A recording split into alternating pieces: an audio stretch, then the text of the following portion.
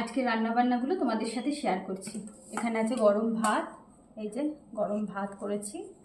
আর এটা আছে সব সবজি দিয়ে ডাঁটা, ঝিঙে, আলু, বেগুন, কুমড়ো, যত সবজি ছিল সব কিছু দিয়ে চিংড়ি মাছ দিয়ে একটা তরকারি। এটা এই যে গন্ধরাজ লেবু কেটেছি, এই লেবুর রস দিয়ে আর এই তরকারিটা দিয়ে দারুণ লাগে। আর একটু স্যালাড কেটেছি, একটু কাঁচা লঙ্কা আছে, আমার কর্তা তো কাঁচা লঙ্কা ছাড়া ভাত খায় না, ওর জন্য রয়েছে।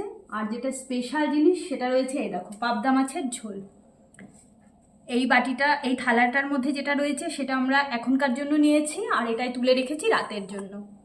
আজকে এই দুই পদ দিয়েই খাবো, আর বিশেষ কিছু রান্না করিনি, কারণ আজকে এই পাবদা মাছের রেসিপিটা শ্যুট করেছি, এটা পরের ভিডিওতে তোমাদের দেবো, সেজন্য সিম্পলের মধ্যে এই দুটো পদই রান্না করেছি। চলো এবার গুছিয়ে নিয়ে খাবারটা পরিবেশন করি। সবটা গুছিয়ে নিয়েছি, এবার পরিবেশন করছি।